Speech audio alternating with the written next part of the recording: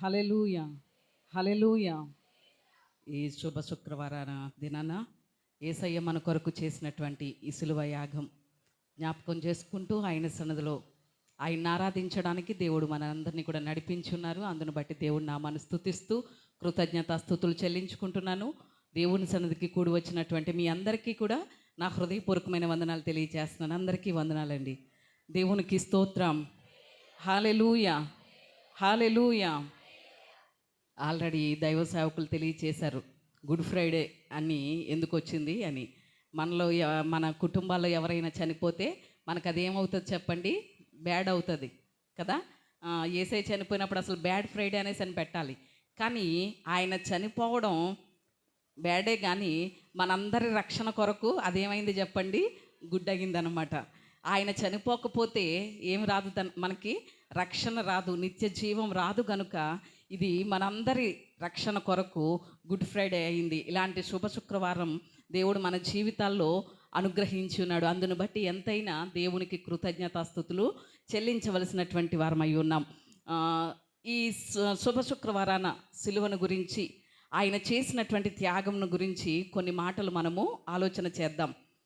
యూదులు ఏ శిక్ష వేస్తారు అనేసనంటే, ఏదైనా తప్పు చేసినటువంటి వారికి, పాపం చేసినటువంటి వారికి శిక్ష విధించాలి అంటే యూదులు ఏం చేస్తారు అంటే రాళ్లతో కొట్టి చంపుతారు. యూదులు వేసే శిక్ష ఏంటి చెప్పండి? రాళ్లతో కొట్టి చంపడం. గ్రీకులు కూడా శిక్ష వేస్తారు. ఏం వేస్తారు అనేసనంటే, గ్రీకులు వేసేటువంటి శిక్ష ఏదైతే ఉంది అంటే, బ్రతికి ఉన్న వ్యక్తికి చనిపోయినటువంటి వ్యక్తిని, శవాన్ని కట్టేస్తారు. ఏం చేస్తారు చెప్పండి? బ్రతికి ఉన్న వ్యక్తికి చనిపోయినటువంటి శవాన్ని కట్టేస్తారు భుజం మీద. కట్టేస్తే ఇక ఎలా ఉంటుందో చెప్పండి. ఎలా ఉంటుంది అంటే దుర్గంధం కదా. అది రోజు రోజుకి ఆ శవం కుళ్ళిపోయే కొలది ఆ శవాన్ని మోసుకుంటూనే తిరగాలి ఈ వ్యక్తి. అలాంటి శిక్ష వేస్తారు గ్రీకులు. అదే రోమీలైతే కఠినంగా హింసించి సిలువ శిక్ష వేస్తారు. యేసయ్యకి వేసింది రోమా ప్రభుత్వం గనుక ఆయన్ని కఠినంగా హింసించి సిలువ శిక్ష వేయడం అనేది మనం చూస్తున్నాం. ఇక్కడ యేసయ్య ఈ సిలువ శిక్షలో కూడా ఎంత యాతన పడ్డారు మన కొరకు అనేది మనం ఎంతైనా కూడా ఆలోచన చేయాలి. ఉదాహరణకి కరెంట్ షాక్ కొట్టి ఒక మనిషి చనిపోయాడు అంటే ఎన్ని నిమిషాల్లో చనిపోతాడు అంటే 5 నిమిషాల్లో చనిపోతాడు. కరెంట్ షాక్ కొట్టిన వ్యక్తి ఎన్ని నిమిషాలు చెప్పండి? 5 నిమిషాల్లో చనిపోతాడు. లేదా ఒక వ్యక్తి ఉరి వేసుకున్నాడు అనుకోండి, ఉరి వేసుకున్న వ్యక్తి 4 నిమిషాల్లో చనిపోతాడు. ఎన్ని నిమిషాలు చెప్పండి? 4 నిమిషాల్లో చనిపోతాడు. కానీ సిలువ శిక్ష రోమీలు ఎన్ని రోజులు అంటే, సిలువ వేసిన తర్వాత వాళ్ళని ఎన్ని రోజులు ఉంచేవారు అంటే, సిలువ శిక్ష మీద చనిపోయే ప్రజలు 6 రోజులు ఉండాలి. ఎన్ని రోజులు చెప్పండి? 6 రోజులు. అంటే కరెంట్ షాక్తో 5 నిమిషాల్లో చనిపోతాం, అంత బాధని అనిపించదు. 5 నిమిషాలే కదా బాధపడేది. ఉరి వేసుకున్న వాళ్ళు 4 నిమిషాలే. కానీ సిలువ శిక్ష మాత్రం 6 రోజులు. అలా సిలువ మీదే ఉండిపోయేవారు వాళ్ళు. వాళ్ళ ప్రాణాలతోటే ఉండేవారు, సిలువ మీదే ఉండేవారు. లాస్ట్ బాగా చాలా సంవత్సరాల క్రితంది ఒక పిక్చర్ చూస్తే అది చాలా వేదన కలిగించినటువంటి అనమాట. ఏంటది అనేసనంటే, రోమీలు సిలువ శిక్ష వేస్తారు కదా, ఆ ఒక ఆయన్ని అలా సిలువ శిక్ష వేశారు. సిలువ శిక్ష వేస్తే సిలువ మీద బ్రతికే ఉన్నారు. అలా రోజులు గడుస్తూ ఉంటే ఆయన్ని ఎండకి ఎండాలి, వర్షానికి తడవాలి, సిలువ మీద అలాగే వేలాడాలన్నమాట చనిపోయే వరకు కూడా. అలా చనిపోతూ సిలువ మీదే ఉన్నటువంటి ఆ వ్యక్తి ఒంటి నిండా దెబ్బలు, హింసించి వేస్తారు కదా, దెబ్బలతో రక్తం గారుకుంటూ ఉన్నాడు. ఉన్న తర్వాత ఆకాశంలో తిరుగుతున్నటువంటి ఒక గ్రద్ద వచ్చి అతని మీద వ్రాలి టక్కున పొడిచింది. ఏంటి? కన్ను పొడిచి ఆ రసాన్ని త్రాగి వెళ్ళిపోయింది. బ్రతుకున్న వ్యక్తి ఆ కన్నుని గ్రద్ద వచ్చి పొడిచి త్రాగి వెళ్ళిపోయిందంటే ఎంత భయంకరమో చూడండి, ఎంత భయంకరం. అలాంటి భయంకరమైనటువంటి శిక్ష ఏంటి అంటే సిలువ శిక్ష. 6 రోజులు మాత్రమే ఎందుకు ఉంచుతారు? మిగిలిన ఎక్కువ రోజులు ఎందుకు ఉంచరు సిలువ మీద అనేసనంటే, వాళ్ళ యొక్క ఆచారం ఏమిటి అంటే 6 రోజులే. 7వ రోజు మరి సబ్బాత్ వచ్చేస్తుంది కదా, అప్పుడు సిలువ మీద ఉండకూడదు, విశ్రాంతి దినానికి ఉండకూడదు అనేటువంటి ఆలోచనతో 6 రోజులు సిలువ మీద ఉంచేసేవారు. కానీ యేసయ్య తెల్లవారితే రేపు ఏంటండి వాళ్ళకి విశ్రాంతి దినం కనుక ఈరోజే ఆయన చనిపోయారు కనుక ఆ సిలువ మీద నుంచి దింపడం, సమాధిలో పెట్టబడ్డం, ఇవన్నీ కూడా జరిగినాయి. ఇలా అంటే మనం శిక్షల గురించి కనుక ఆలోచన చేసుకుంటే రోమా ప్రభుత్వం చాలా కఠినమైనటువంటి శిక్ష విధించినటువంటి సందర్భం మనకి కనిపిస్తుంది యేసయ్యకి. అంతటి శిక్ష విధించడానికి ఆయన ఏమైనా పాపం చేశారా, తప్పు చేశారా, అపరాధం చేశారా, నేరం చేశారా అంటే అసలు నేరమే తెలియలేనటువంటి ఆయన, నేరమే చేయలేనటువంటి ఆయన మన పాపాలు మన శాపాలన్నీ కూడా ఎవరి మీద వేసుకున్నారు చెప్పండి?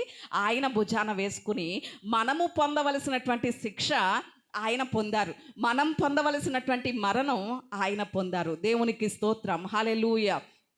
యేసయ్య ఏ రోజు చనిపోదాం అనుకున్నారంటే పస్కా పండుగ రోజున చనిపోదాం అనుకున్నారు. ఏ రోజు చెప్పండి? ఆయన మరణం పస్కా పండుగ. ఎందుకని పస్కా పండుగ రోజునే చనిపోవాలనుకున్నారు అనే విషయాన్ని జ్ఞాపకం చేసి నేను వాక్యంలోనికి వెళ్తాను. అసలు పస్కా పండుగ రోజునాడే ఎందుకు చనిపోవాలి అనేసనంటే, ఈ పస్కా పండుగ మనకు ఎక్కడ కనిపిస్తుంది? నిర్గమకాండంలో కనిపిస్తుంది. ఎక్కడ కనిపిస్తుంది చెప్పండి? నిర్గమకాండంలో కనిపిస్తుంది. పస్కా అంటే అర్థం ఏమిటి అంటే దాటిపోవుట అని అర్థం. పస్కా అంటే అర్థం ఏంటి చెప్పండి? దాటిపోవుట. ఐగుప్తులో 430 సంవత్సరాలు ఇశ్రాయేలీలు బానిసలుగా ఉన్నప్పుడు, బానిసత్వాన్ని అనుభవిస్తున్నప్పుడు దేవుడు మోషేని అహరోనులను పంపించి వారిని విడిపించాలని ఫరోతో మాట్లాడేటప్పుడు ఫరో హృదయం మాటికి ఏమవుతూ వచ్చింది? కఠినమవుతూ వచ్చింది. అలా 10 అద్భుతాలు దేవుడు చేశాడు. 10వ అద్భుతం, 10వ తెగులు ఏమిటి అనేసనంటే ఐగుప్తీల యొక్క కుటుంబాల్లో ఉన్నటువంటి ప్రథమ సంతానం ఏమవ్వాలి? హతం చేయబడ్డం. అది కుమారుల్లోనే కానివ్వండి, గొర్రెల్లోనే కానివ్వండి, ఇంట్లో ఉన్న జంతువుల్లోనే కానివ్వండి, ప్రతి దాంట్లోనూ తొలి సంతానం అంటే జ్యేష్ఠుది, పెద్దది హతం చేయబడ్డం అనేది జరిగింది. అది చాలా భయంకరమైనది. అప్పుడు ఇశ్రాయేలీలతో దేవుడు చెప్పినటువంటి మాట ఏంటి అంటే, ఇశ్రాయేలీలు ఐగుప్తులో గోషేన్లో ఉండేవారు. అప్పుడు దేవుని ప్రజలైనటువంటి ఇశ్రాయేలీలతో దేవుడు చెప్పిన మాట ఏంటి అంటే, ఒక గొర్రె పిల్లను మీరు వధించండి. ఆ గొర్రెపిల్ల రక్తాన్ని ఒక గిన్నెలోనికి పట్టి, ఆ గిన్నెలో ఇసోపు కుంచె అంటే మనం పెయింట్ వేయడానికి బ్రష్ లాంటిది వాడతాం కదా, అలా ఇసోపు కుంచె తీసుకొని మీ ద్వారబంధాలు అంటే గుమ్మముల మీద ఇక్కడ ఇక్కడ ఇక్కడ 3 ప్రక్కలా కూడా ఆ రక్తాన్ని ఏం చేయాలి? గుర్తుగా వేయాలి. ఎందుకంటే ఈ రాత్రి సంహార దూత సంచరిస్తుంది. ఏ గుమ్మం మీద అయితే ఆ రక్తపు గురుతు ఉండదో ఆ గుమ్మములోనికి వచ్చి, ఆ ద్వారబంధంలో ప్రవేశించి, ఆ ఇంటిలోనికి వచ్చి, ఆ ఇంటిలో ఉన్న ప్రథమ సంతానాన్ని సంహారదూత ఏం చేస్తుంది? హతం చేస్తుంది అని ముందుగానే దేవుడు వాళ్ళకి తెలియచేశాడు. అంటే అప్పుడు ఏ గుమ్మం మీద అయితే, ఏ ద్వారబంధం మీద అయితే ఆ రక్తపు యొక్క గురుతు ఉందో ఆ గుమ్మాన్ని, ఆ ద్వారబంధాన్ని సంహారదూత ఏమైపోయింది చెప్పండి?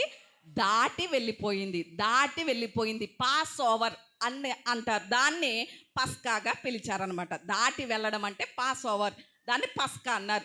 అలాగున పస్కా వచ్చింది. మరి ఇప్పుడు యేసయ్య పస్కా పండుగ రోజున ఎందుకు చనిపోవాలనుకున్నారు అనేసనంటే, సిలువలో మనకి 2 కొమ్ములు కనిపిస్తాయి కదండి. ఒకటి నిలువు కమ్మి, 2 అడ్డకమ్మి.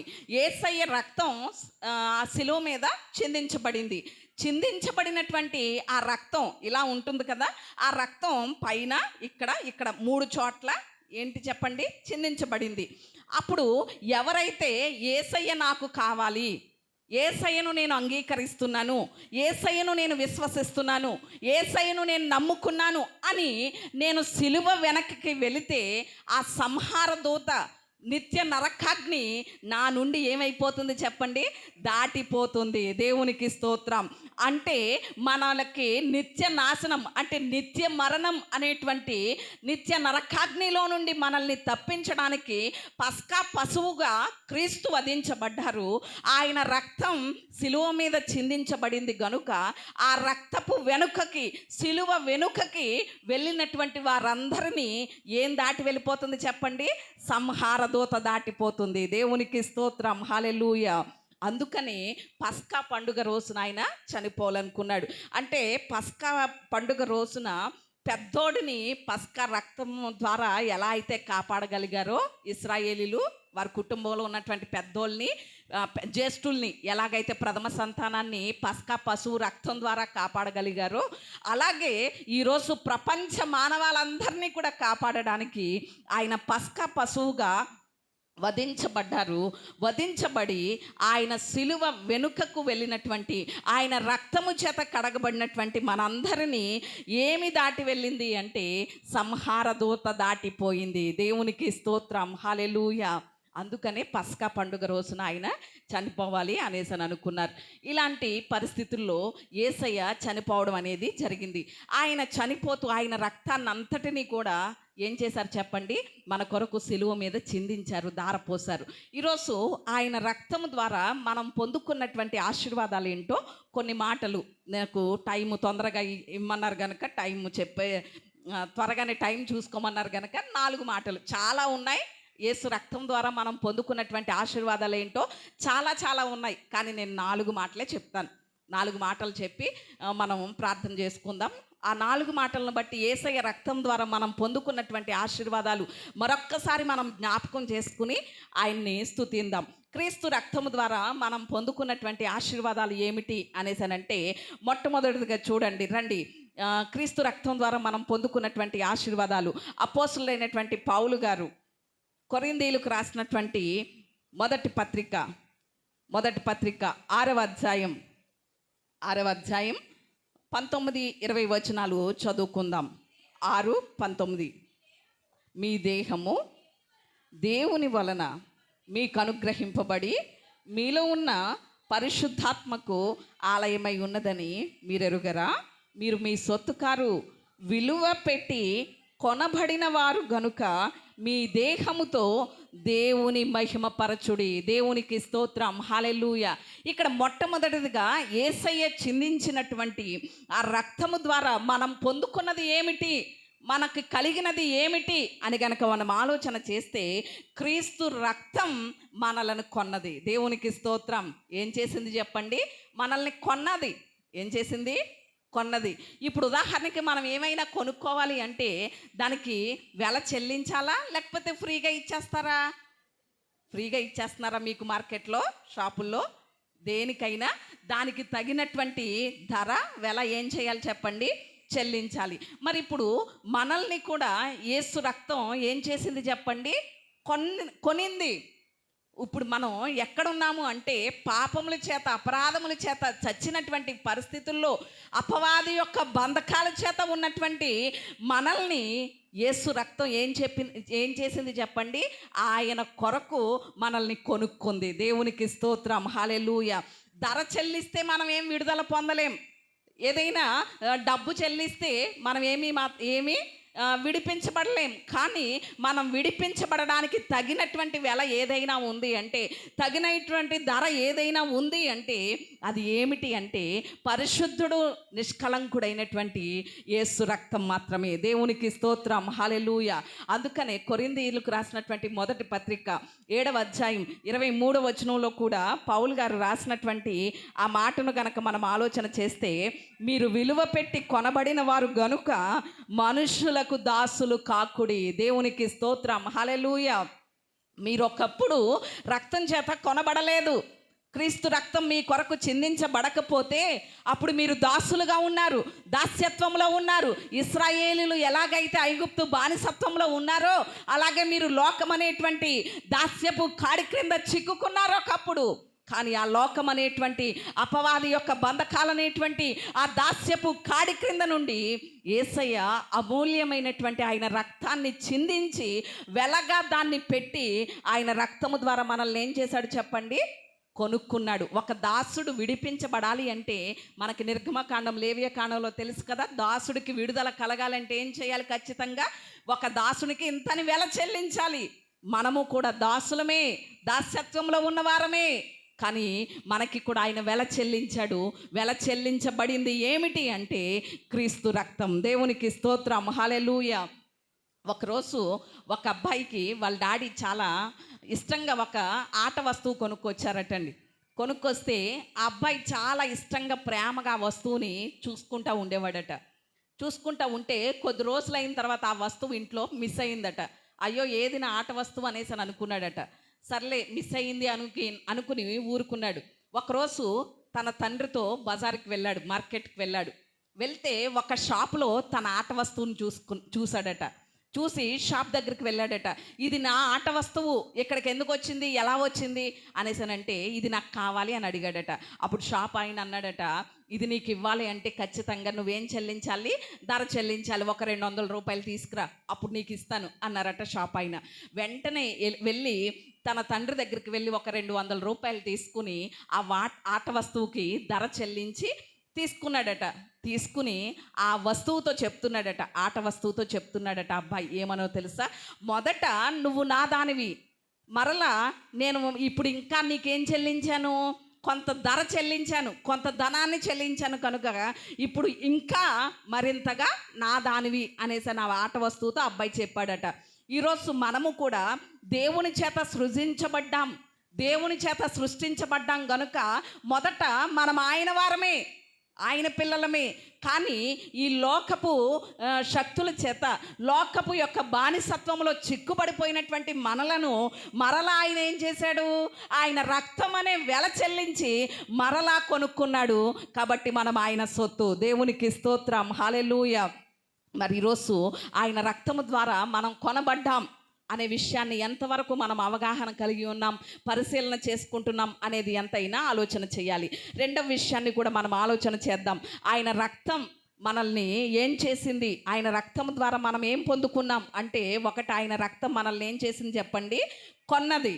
రెండవది ఏమిటి అనేసనంటే, ఆయన రక్తం మన పాపాలకు పరిహారం చెల్లించింది. దేవునికి స్తోత్రం, హల్లెలూయా. రెండవది ఏంటి చెప్పండి, ఆయన రక్తం మన పాపాలకు ఏం చెల్లించింది, పరిహారం చెల్లించింది. రండి మత్తయి సువార్త ఆ మాటలు చూద్దాం.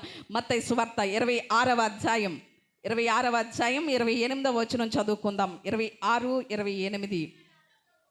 నా రక్తము, ఇది నా రక్తము అనగా పాపక్షమాపణ నిమిత్తము అనేకుల కొరకు చిందింపబడుచున్న నిబంధన రక్తము. దేవునికి స్తోత్రం, హల్లెలూయా. ఆల్రెడీ రాత్రి మనం ఆలోచన చేశాం కదా, రాత్రి పస్కా విందును భుజిస్తూ యేసయ్య చెప్పినటువంటి మాట ఇది. ఏమంటున్నారంటే, ఇది నా రక్తము, అనేకుల పాపముల నిమిత్తమై చిందింపబడబోచున్నటువంటి అమూల్యమైన క్రొత్త నిబంధన రక్తము అని యేసయ్య చెప్తున్నారు. అంటే ఆయన రక్తము రెండవదిగా మనకేం చెల్లించింది, ఏం చేసింది అంటే పాపానికి పరిహారం చెల్లించింది. మనం పాత నిబంధనలో ధర్మశాస్త్ర ప్రకారంగా గనక చూస్తే, ఎవరైనా సరే చిన్న అపరాధం చేస్తే, చిన్న దోషం చేస్తే, చిన్న అతిక్రమం చేస్తే, చిన్న పాపం చేస్తే ఖచ్చితంగా ఆ పాపానికి తగినట్లుగా గువ్వను కానీ, గొర్రెను కానీ, కోడెను కానీ, ఎద్దును కానీ, మేకను కానీ, గొర్రె పిల్లను కానీ ఏదైనా సరే దేవుని సన్నిధికి వెళ్ళి ఆ రక్తాన్ని చిందించి దాన్ని వధించి ఆ రక్తాన్ని బలిపీఠపు యొక్క కొమ్ములకు రాసి చమిరి, ఆ కొమ్ముల మీద చమిరి మరలా తిరిగి ఆ రక్తాన్ని ప్రధాన యాజకుడు తెచ్చి పాపం చేసినటువంటి వ్యక్తి మీద చమిరితే, ఇలా చమిరినప్పుడు అప్పుడు ఏం కలుగుతుంది చెప్పండి, పాపానికి పరిహారం అనేది కలుగుతుంది. అది ఎప్పుడు, ధర్మశాస్త్ర ప్రకారం. మరి ఈరోజు క్రొత్త నిబంధన క్రైస్తవులమైనటువంటి మనం ఏనాడైనా ఏ జంతువునైనా బలిగా అర్పించామా? మనం చేసిన పాపాలను బట్టి ఎవరైనా అర్పించారా? అర్పించలేదు. అలాగని మనం ఏమీ పాపం చేయలేదంటారా? ఏ జంతువుని అర్పించలేదు. అలాగని పాపం చేయలేదంటారా? చేశాం కదా చాలాసార్లు. మన చూపులు కానివ్వండి, మన మాటలు కానివ్వండి, వినికిడి కానివ్వండి, ఆలోచన కానివ్వండి, హృదయ అంతరంగము కానివ్వండి, మన నడక కానివ్వండి, మన పనులు కానివ్వండి, ప్రతి దినము ఏదో రీతిగా పాపంలో పడిపోయేటువంటి పరిస్థితే. కానీ ఇన్నిసార్లు మనం పాపంలో పడిపోతున్నా ఏ జంతువుని వధించకుండా, రక్తం చిందించబడకుండా మనకి పరిహారం, మన పాపం పరిహరించబడుతుంది, మన పాపం క్షమించబడుతుంది అంటే కారణం ఏమిటో తెలుసా? మనందరి కొరకు ఆయన సిలువలో కార్చినటువంటి రక్తం మన పాపాలకు ఏం చెల్లించేసింది చెప్పండి? పరిహారం చెల్లించేసింది. దేవునికి స్తోత్రం. అందుకనే మన పాపాలకి క్షమాపణ కలుగుతుంది. ఒకరోజటండి ఒక న్యాయమూర్తికి భార్యకి క్యాన్సర్ వచ్చింది. న్యాయమూర్తి భార్యకి క్యాన్సర్ వచ్చి చాలా బలహీనమైనటువంటి పరిస్థితుల్లో ఆమె చనిపోయే ముందు మాట తీసుకుందట తన భర్త దగ్గర. ఏమననేసానంటే, ఏమండి మనకున్నటువంటి అమ్మాయిని చాలా జాగ్రత్తగా మీరు పెంచండి, ఆ అమ్మాయిని చాలా జాగ్రత్తగా పెంచే విషయంలో మీరు చాలా జాగ్రత్త వహించండి అని మాట తీసుకుని చనిపోయిందట చివరి స్టేజ్లో. చనిపోయినప్పుడు తన భార్యకి మాట ఇచ్చాడు గనక న్యాయమూర్తి ఇక మరో పెళ్ళి కూడా చేసుకోకుండా అమ్మాయిని చాలా జాగ్రత్తగా పెంచుతూ వస్తున్నాడట. ఇలా గారంగా పెంచుతున్నారేమో, చిన్న చిన్న పొరపాట్లు అనేవి చాలా పిల్లలకి గారం ఎక్కువైతే ఏం చేస్తూ ఉంటారు, పొరపాట్లే ఎక్కువ చేస్తూ ఉంటారు కదా. ఆ అమ్మాయి కూడా చాలా పొరపాట్లు చేస్తాని అలా వస్తూ ఉంటే సరే అని చూసి చూడనట్లుగానే ఊరుకునేవాడట. ఒకరోజు కారు వేసుకుని వెళ్ళి చాలా పెద్ద యాక్సిడెంట్ చేసేసిందట. యాక్సిడెంట్ చేసేస్తే పోలీసులు ఊరుకుంటారా చెప్పండి? పట్టుకున్నారు, కోర్టుకి కేసు వేశారు. కోర్టులో న్యాయమూర్తి ఎవరు? తన తండ్రి. ధైర్యంగా వెళ్ళి బోన్లో నిలబడిందట. ఎందుకని న్యాయం చెప్పేది? నా తండ్రే కదా, నన్నేమీ చెయ్యట్లే, శిక్షించట్లే అనేసి అని ధైర్యంగా నిలబడిందట. కానీ ఆ న్యాయమూర్తి గారు ఇచ్చినటువంటి తీర్పు ఏంటంటే, ఆ యాక్సిడెంట్ చేసినందుకు 10 రోజులు జైల్లో ఉండాలి, లేదా ఒక 15,000 రూపాయల జరిమానా చెల్లించాలి అని తీర్పు ఇచ్చారట. అమ్మాయి దగ్గర 15,000 అప్పటికి లేవు. లేకపోతే పోలీసులు రండి అనేసి అని ఎక్కడికి తీసుకువెళ్ళారు? జైలుకి తీసుకువెళ్ళారట. తీసుకువెళ్తే ఇక ఒక రకమైనటువంటి కోపం, ఇదేంటి నా తండ్రి న్యాయం తీర్చేది అయ్యుండి కూడా ఏం చేశాడు, నాకు శిక్ష వేశాడు, నేను జైల్లోనికి రావడానికి కారణమయ్యాడు అని చాలా కోపంగా ఉంటే ఆ అమ్మాయి దగ్గరికి ఒక లెటర్ వచ్చిందట. లెటర్ వచ్చిందనేసి ఒక కానిస్టేబుల్ ఇచ్చాడు. తీసుకొస్తే ఆ కవర్ ఓపెన్ చేసి ఆ లెటర్ చదువుతూ ఉంటే ఏమనుందో తెలుసా? నేను అక్కడ కోర్టులో న్యాయమూర్తిగా ఉన్నప్పుడు నీ పక్షంగా నేను మాట్లాడితే నా వృత్తికి నేను న్యాయం చేసిన వాడు అవ్వను, కాబట్టి నేను అక్కడ ఉన్నటువంటి న్యాయమూర్తి స్థానంలో ఉన్నాను గనక నేను వెయ్యవలసినటువంటి శిక్ష నీకు వేశాను. కానీ ఇప్పుడు ఒక తండ్రి బాధ్యతలో ఉన్నాను గనక నీవు కట్టవలసినటువంటి ఆ 15,000 జరిమానా ఎవరు కడుతున్నారు? నేను కడుతున్నాను అని ఆ లెటర్లో రాసి ఆ డబ్బులు పంపించారట తండ్రి. దేవునికి స్తోత్రం. అలాగే మన జీవితంలో కూడా అదే జరిగింది. తండ్రి అయినటువంటి దేవుడు ఎవరు అనేసనంటే ఆయన చాలా పరిశుద్ధుడు. ఎవరు చెప్పండి? పరిశుద్ధుడు. పరిశుద్ధత విషయంలో ఏ మాత్రం ఆయన రాజీ పడడు, అసలు ఏ మాత్రం కూడా రాజీ పడడు.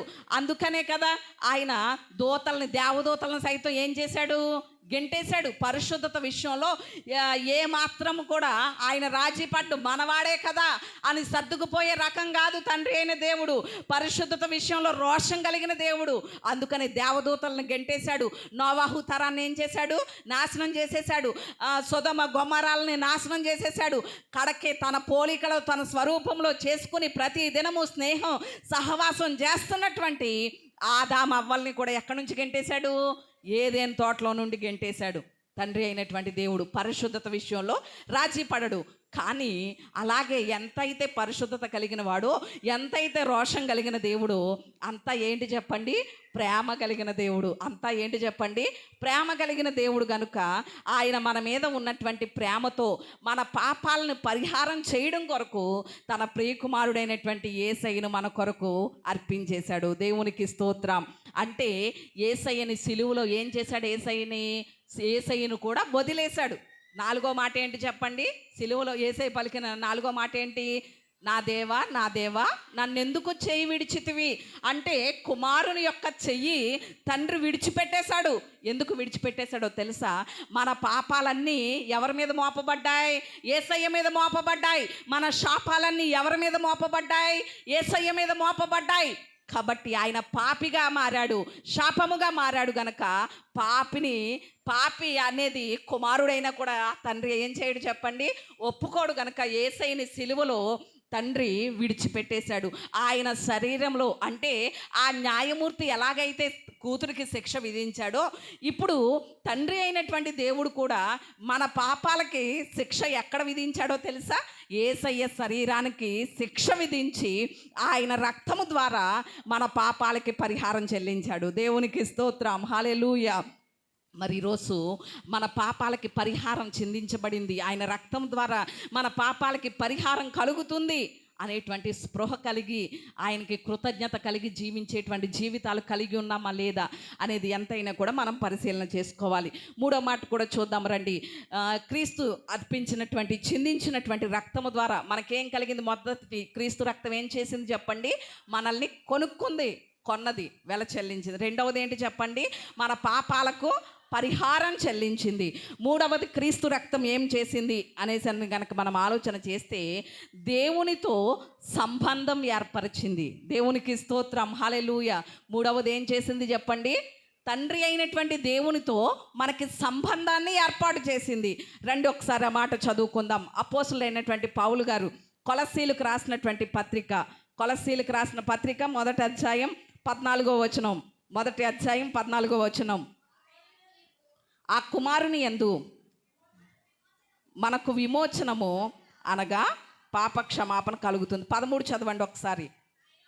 ఆయన మనలను అంధకార సంబంధమైన అధికారములో నుండి విడుదల చేసి తాను ప్రేమించిన తన కుమారుని యొక్క రాజ్య నివాసులునుగా చేసెను. దేవునికి స్తోత్రం, హల్లెలూయా. ఇక్కడ మూడవదిగా క్రీస్తు రక్తము ద్వారా మనకేం కలుగుతుంది? క్రీస్తు రక్తం ఏం చేసింది అంటే తండ్రి అయిన దేవునితో మనకేం ఏర్పాటు చేసింది చెప్పండి? సంబంధాన్ని ఏర్పాటు చేసింది. క్రీస్తు రక్తం చిందించబడలేనంత వరకు మనకి తండ్రి అయిన దేవునితో ఏం లేదు, సంబంధం లేదు. అసలు కఠినంగా అనమాట. ఏ సంబంధం లేదు. ఎందుకని సంబంధం లేదు అంటే ఆదాము అవ్వలు చేసినటువంటి అవిధేయత పాపమును బట్టి తండ్రితో మనకున్నటువంటి సంబంధం ఏమైపోయింది? కట్ అయిపోయింది. కానీ మరలా మనం తండ్రితో సంబంధం కలిగి ఉండాలంటే ఆయనేమో పరిశుద్ధుడాయే, మనమేమో పాపులమాయే. మరి ఆయనకి మనకి సంబంధం ఎలా ఏర్పడుతుంది? మనం వెళ్ళి ఆయన్ని అందుకోగలుగుతామా? మనం వెళ్ళి ఆయన్ని చేరుకోగలుగుతామా అంటే చేరుకోలేం. ఎందుకంటే మనం పాపులం, బలహీనులం. మనం ఆయన్ని అందుకుని చేరుకునేటువంటి పరిస్థితి మన దగ్గర లేదు. కాబట్టి యేసయ్య చిందించినటువంటి ఆ రక్తం తిరిగి తండ్రికి మనకి ఒక నిచ్చెనలా మారిపోయింది. దేవునికి స్తోత్రం, హల్లెలూయా. అంతవరకు మనం ఎవరి ఏలుబడిలో ఉన్నామంటే చీకటి శక్తుల అపవాది యొక్క ఏలుబడిలో ఉన్నాం. ఆ ఏలుబడిలో ఉన్నటువంటి మనల్ని ఆయన విడిపించి తండ్రితో మనల్ని ఏం చేశాడు చెప్పండి? సంబంధం కలిగి ఉండేలా చేశాడు. అదే మాట ఎఫెసీయులకు రాసినటువంటి పత్రికలో పౌలు గారు రాస్తున్నారు. చూడండి ఒకసారి. ఎఫెసీయులకు రాసినటువంటి పత్రిక 2వ అధ్యాయం 13వ వచనం చదువుకుందాం. అయినను మునుపు దూరస్తులైనటువంటి మీరు ఇప్పుడు క్రీస్తు యేసునందు క్రీస్తు రక్తము వలన సమీపస్తులై ఉన్నారు. దేవునికి స్తోత్రం, హల్లెలూయా. మునుపు దేవునికి ఎలా ఉన్నామటండి? మనం దూరంగా ఉన్నాం. ఎటువంటి సంబంధం లేదు, ఎటువంటి బాంధవ్యం లేదు, ఎటువంటి సంబంధ బాంధవ్యాలు లేకుండా దూరంగా ఉన్నటువంటి పరిస్థితుల్లో ఉన్నటువంటి మనల్ని క్రీస్తు చిందించినటువంటి ఆ రక్తం తిరిగి మనల్ని ఏం చేసింది? దేవునికి సమీపస్తులుగా చేసింది. ఆయనతో సంబంధ బాంధవ్యాల్ని ఏర్పాటు చేసింది. మరి ఈరోజు ఎంతవరకు ఆ అనుభవం కలిగి దేవుణ్ణి స్తుతించగలుగుతున్నాం అనేది ఎంతైనా కూడా ఆలోచన చేయాలి. ఎలాగున ఆయన మన సంబంధ బాంధవ్యాల్ని కలుగజేశాడు అనేసి ఆలోచన చేస్తే ఒక సైనికుడు అటండి యుద్ధానికి వెళ్ళినటువంటి అక్కడ డేరాలు వేసుకుని గుడారాలు వేసుకుని టెంట్లు వేసుకుని పడుకుంటారు కదా. ఒక సైనికుడు ఒక డైరీ రాసుకుంటూ డైరీలో తనకున్నటువంటి కష్టాలన్నీ తనకున్నటువంటి బాధలన్నీ కూడా రాసుకుంటూ ఇది ఎప్పటికి తీరుతుంది, ఈ సమస్య నుండి విడుదల పొందేది ఎప్పుడు, ఇవి జరిగేది ఎప్పుడు అని క్వశ్చన్ మార్క్ ప్రశ్న గుర్తు పెట్టుకుని రాసుకుంటా ఉన్నారట. రాసుకుంటూ అలా పడుకుని పోయాడట. ఆ అధికారి వచ్చి అన్ని టెంట్లలోనూ లైట్ కట్టేసి ఉంది, ఈ టెంట్లోనే లైట్ వెలుగుతూ ఉందేంటి అని ఆ డేరాలోకి వెళ్ళాడట. వెళ్ళి చూస్తే ఆ సైనికుడు పడుకున్నాడు, రాస్తూ పడుకున్నాడు. ఆ డైరీని చూశాడట ఈ అధికారి.